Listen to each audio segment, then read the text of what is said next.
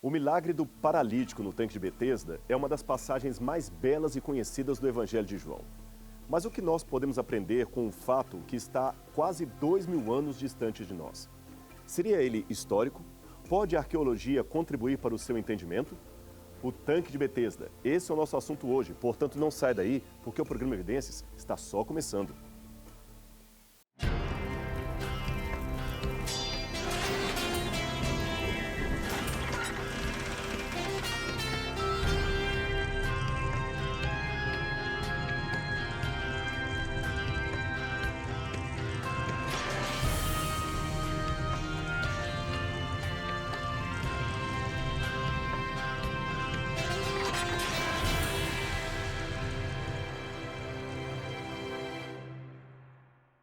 Algum tempo depois, Jesus subiu a Jerusalém para uma festa dos judeus. Há em Jerusalém, perto da Porta das Ovelhas, um tanque que, em aramaico, é chamado de Betesda, tendo 5 entradas em volta. Ali costumava ficar um grande número de pessoas doentes e inválidas, cegos, mancos e paralíticos. Eles esperavam o movimento das águas. De vez em quando, descia um anjo do Senhor e agitava as águas. O primeiro que entrasse no tanque depois de agitadas as águas era curado de qualquer doença que tivesse. Um dos que estavam ali era paralítico fazia 38 anos. Quando o viu deitado e soube que ele vivia naquele estado durante tanto tempo, Jesus lhe perguntou: "Você quer ser curado?" Disse o paralítico: "Senhor, não tenho ninguém que me ajude a entrar no tanque quando a água é agitada. Enquanto estou tentando entrar, outro chega antes de mim." Então Jesus lhe disse: "Levante-se, pegue a sua maca e ande." Imediatamente o homem ficou curado e pegou a sua maca e começou a andar. Isso aconteceu num dia de sábado. João 5, 1-9. Esse é realmente um texto muito intrigante. Primeiro porque tem aqui uma questão de crítica textual.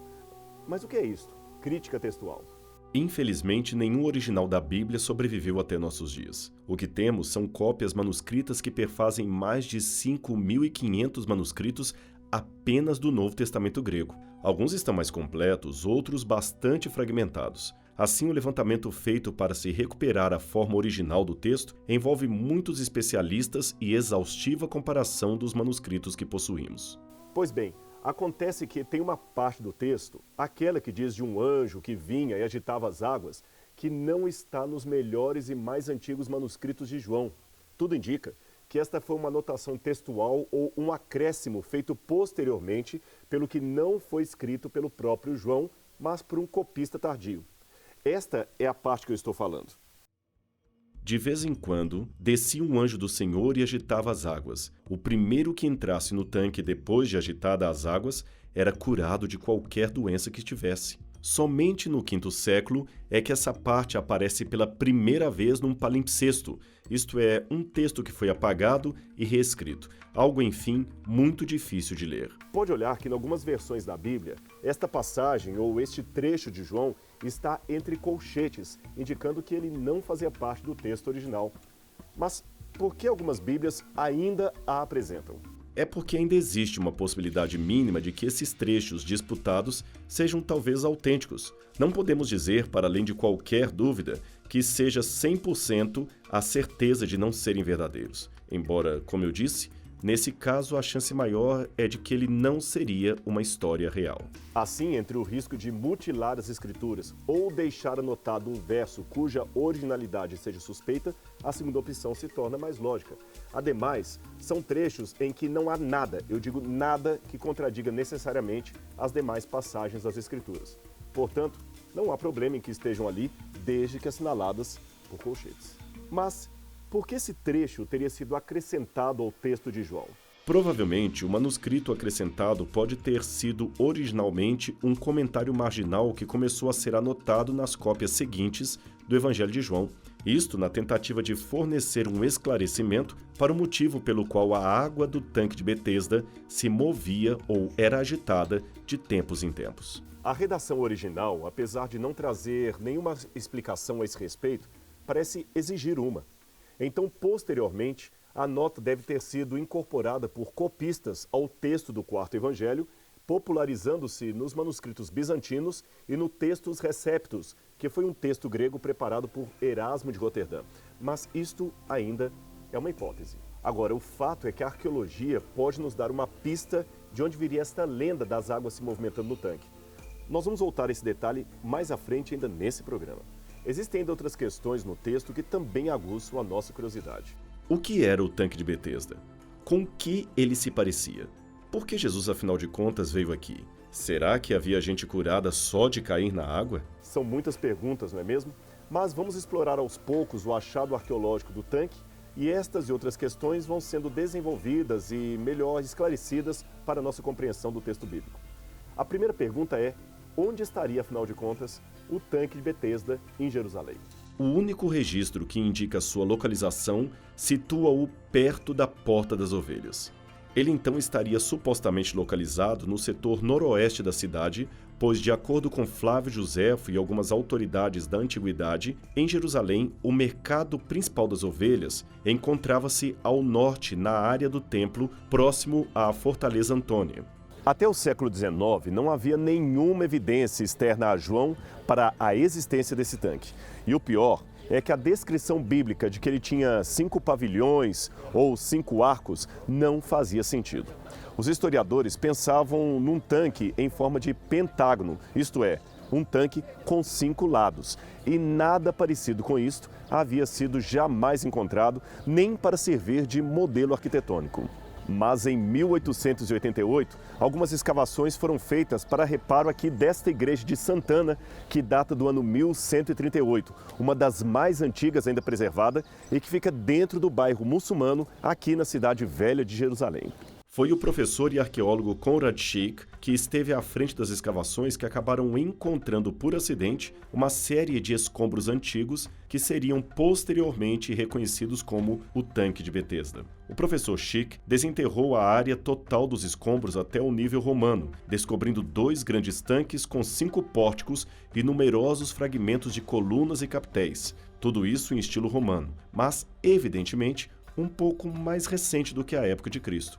Havia degraus empinados em forma de aspiral que conduziam à parte de baixo, onde encontravam-se os tanques. As escavações continuaram em 1930, revelando que o tanque original tinha, de fato, 4 colunatas em torno das suas bordas e uma em seu meio.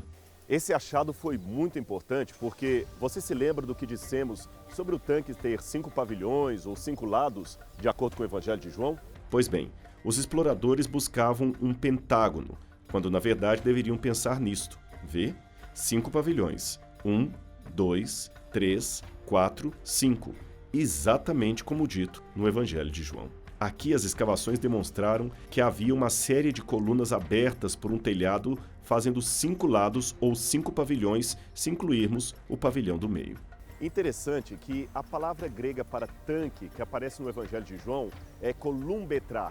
Columbetra seria melhor traduzida por piscina. Logo, não era um tanque para armazenar água, mas um tanque para banho, onde as pessoas pudessem mergulhar nele.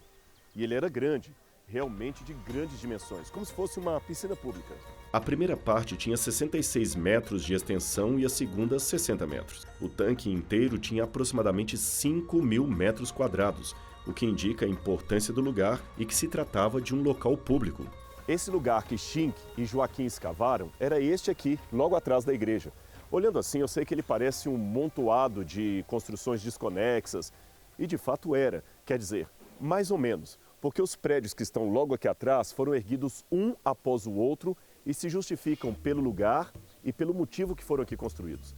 Mas para você entender melhor isto, eu tenho que falar um pouco de estratigrafia. Não se assuste com a palavra, é fácil de entender. No passado da humanidade, era comum que construções viessem sobre outras construções mais antigas.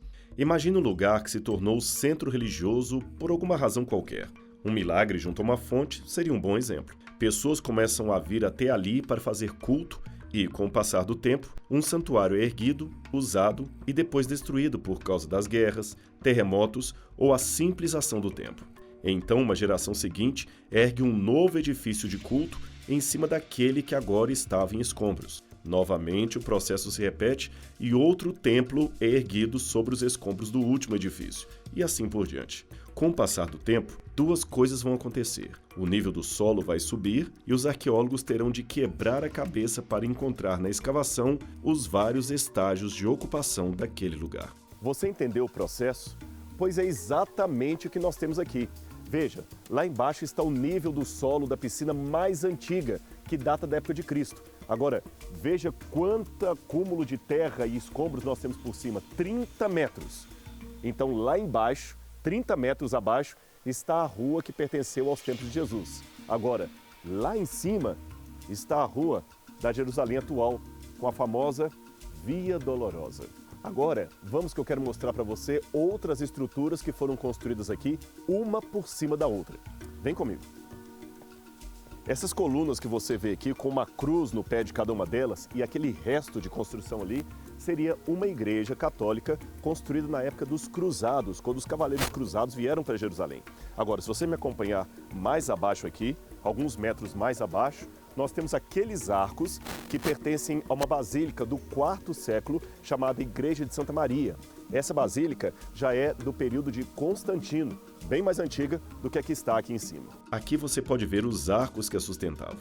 Ao que tudo indica, ela foi destruída pelo ataque dos persas em 614 d.C. E foi apenas isto o que sobrou dela. Há mais dois achados que confirmam ser aqui o tanque de Betesda. O primeiro é a lápide de um diácono anônimo, possivelmente do terceiro século, que refere-se a esse lugar como sendo a piscina probática. E o outro é de um patriarca chamado Sofrônios, que testemunhou a destruição dessa igreja do quarto século, e ele disse que esta igreja também era chamada de Igreja Probática.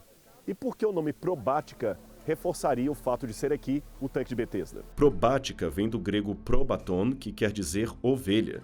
Ora, João diz que o tanque de Betesda ficava perto da Porta das Ovelhas. Não é por menos que ela também é chamada de piscina probática, isto é, piscina das ovelhas, o mesmo nome da igreja. Esse antigo mosaico de Madaba, encontrado na Jordânia e datado do século VI d.C., traz o mapa de Jerusalém como era conhecida naqueles dias e aponta a Porta das Ovelhas, hoje chamada Porta dos Leões, e a igreja de Santana, logo depois dela. Isto ajuda a comprovar a sua antiguidade. Então, só para fixar para você, aqueles arcos que ficam lá embaixo sustentavam a basílica do período de Constantino, isto é, construída no quarto século e que depois foi destruída, fazendo com que outra igreja, aquela dos cruzados, fosse construída mais acima dela. Eu sei que você deve estar se perguntando ansioso, ei, mas onde está a piscina do Templo de Jesus? Onde está o tanque de Betesda? Espere mais um pouco que eu vou mostrar para você ainda nesse programa. Mas antes eu preciso te apresentar algo que chocou os arqueólogos. Está logo ali, embaixo da Igreja dos Cruzados, são aqueles arcos que você pode ver ali. Estes arcos eram os restos de um templo pagão dedicado a Serapis ou a Asclépio, também chamado de Esculápio, o deus da medicina. E o pior é que ele já tinha alguma influência aqui nos dias de Jesus. Mas como assim? Um templo ou culto pagão em Jerusalém nos dias de Cristo? Exatamente, e nas barbas do culto ao Deus verdadeiro, porque o templo ficava logo aqui atrás, a poucos metros de onde estamos. Como resolver esta contradição? E o que isto ajuda a entender a cura do paralítico por Cristo? Depois do intervalo, nós voltaremos com estas e outras respostas. Não saia daí porque o Evidências volta já já.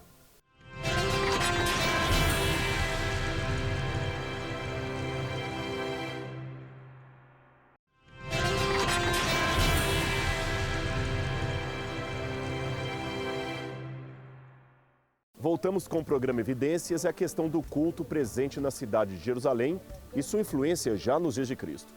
Como entender esse mistério?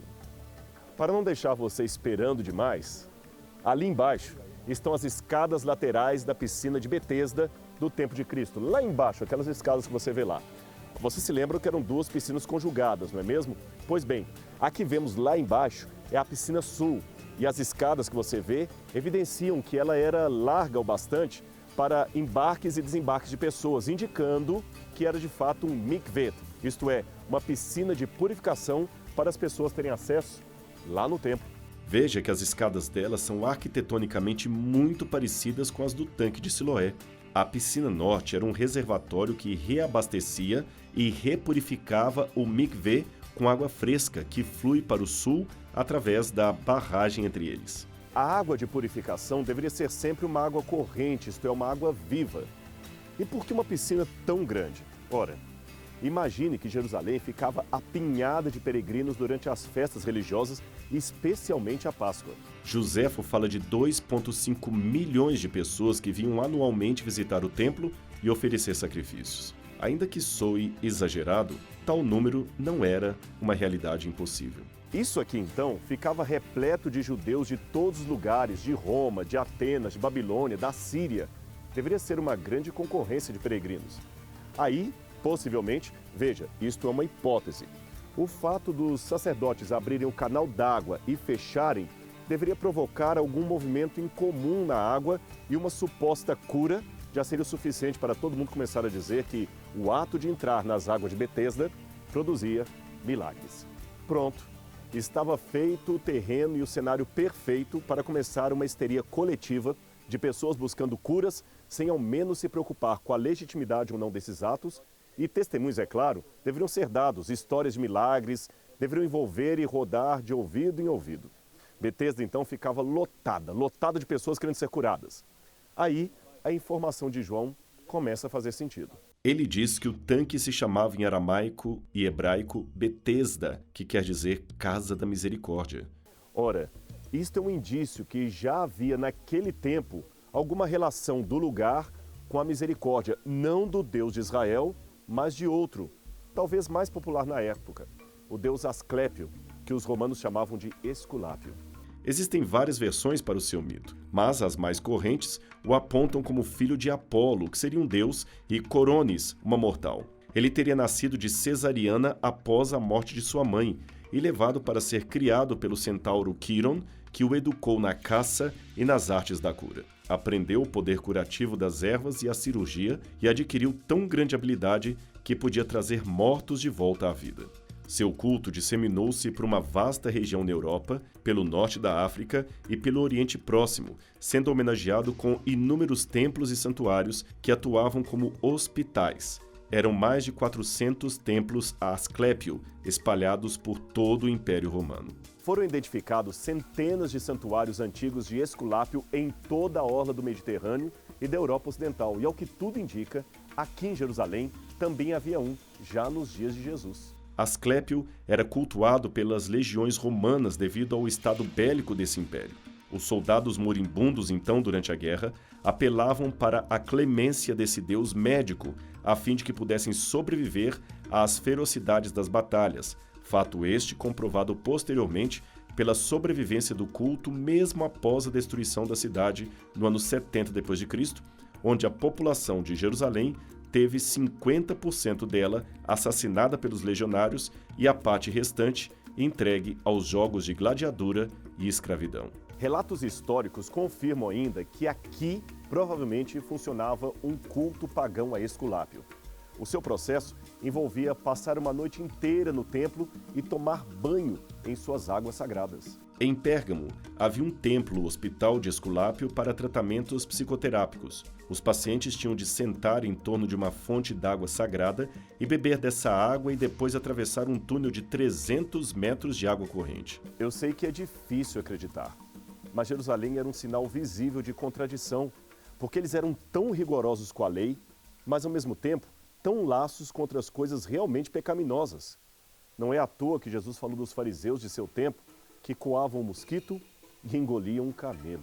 Um manuscrito encontrado no Mar Morto e datado dos dias de Jesus falava de Jerusalém como se tornando um antro de impiedade pagã.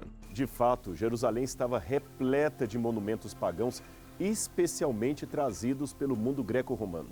Só para você ter uma noção, Herodes tinha feito um teatro romano, um hipódromo para corrida de cavalos, um complexo esportivo romano, banhos romanos e a fortaleza romana de Antônia, que ficava perto aqui do tanque de Betesda, ali nas bordas do Templo de Jerusalém. Nesse caso, o tanque de Betesda, ou a Casa de Misericórdia, não era absolutamente um local judeu, mas antes uma instalação greco-romana afiliada a Asclépio, o deus da cura e da medicina. Os responsáveis pelo culto pagão acrescentaram cisternas, bancos nas salas cobertas e, possivelmente, um altar para sacrifícios. Aliás, uma dessas cisternas da época romana pode ser vista aqui e tem água dentro dela. Você quer conhecê-la? Então vem comigo.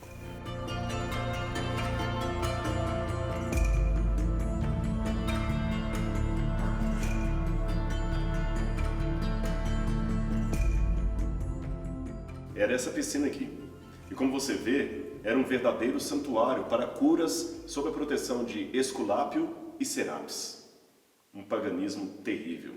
Jesus deve ter ficado muito triste quando veio aqui em Betesda e viu toda aquela gente mergulhando no paganismo.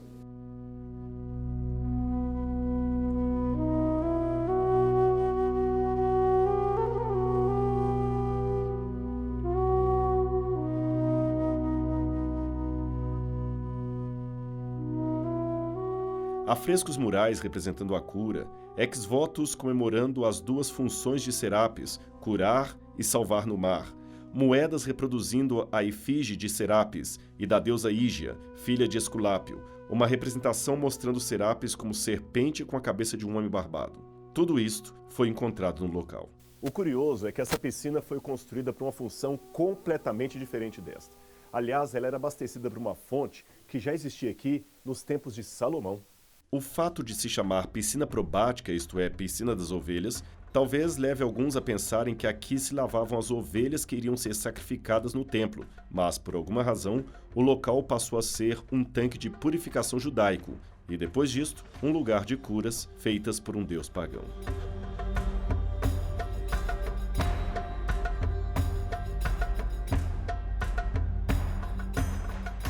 A porta que ficava na muralha de Jerusalém, mais próxima de Betesda, era corretamente chamada de Porta das Ovelhas. A real função ou finalidade dessa porta ainda não sabemos, mas o indício maior aponta para a possibilidade de que a Porta das Ovelhas seria uma porta menor, a menor entre as 12 portas de Jerusalém, porque ela não seria feita para a passagem de homens, e sim das ovelhas, que vinham de Belém para serem lavadas aqui no tanque de Betesda e então apresentadas ao sacerdote lá no templo. Essa, aliás, foi a primeira porta restaurada por Neemias no 5º século a.C. O sumo sacerdote Eliasib e os seus colegas sacerdotes começaram o trabalho de reconstrução da Porta das Ovelhas. É muito importante notar que nesta cura particular, Jesus não ordenara quem ele curou a se lavar no tanque de Betesda. Isto foi bem diferente da ordem que ele havia dado ao cego para ir se lavar no tanque de Siloé. Você vê isso em João capítulo 9, versos 6 e 7. Você se lembra do tanque de Siloé, não é mesmo? Vamos recapitular no mapa os dois tanques. O primeiro, o tanque de Siloé, servia para os peregrinos se purificarem antes de comparecer ao templo. Já o segundo, de Betesda, parece ter perdido essa função. Portanto, parece que enquanto o tanque de Betesda aqui era um lugar pagão para Asclépio, o tanque de Siloé estava mais ligado ao Templo de Jerusalém. Claro, Jerusalém era o centro religioso para os judeus de todo o mundo, e nos dias de Jesus também era assim. Mas, de igual modo, era um quartel para ideais helenizados. Lembrem, Jerusalém estava sob o controle dos romanos, e os sacerdotes pareciam fazer vista grossa para isso. Jesus cura aquele homem, ele diz para ir e não pecar mais. Mesmo sendo fiel a Deus, ele estava, de certa forma, adorando ídolos por uma questão de desespero, de querer a cura custe o que custar, venha de quem vier. Mas este não é o método de Deus. Jesus realmente amou aquele paralítico. Ele o amou, o perdoou e o curou, mesmo ele estando quase se tornando um idólatra. Mas parece que o mestre conhecia naquele homem um coração sincero. Por isso, Jesus veio até aqui talvez para resgatá-lo.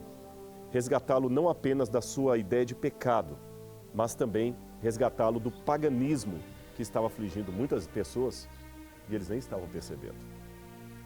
Ainda relembrando esse episódio de Jesus em Betesda, a primeira coisa que deve ser dito é que devemos ter a consciência de que estas coisas do passado são um exemplo para que nós não caiamos nelas hoje. Quantos lugares aqui havia em Jerusalém e quantos lugares aquele paralítico podia estar? Ele poderia estar na casa, na rua pedindo esmolas, mas o interessante é que ele estava junto ao tanque de Betesda.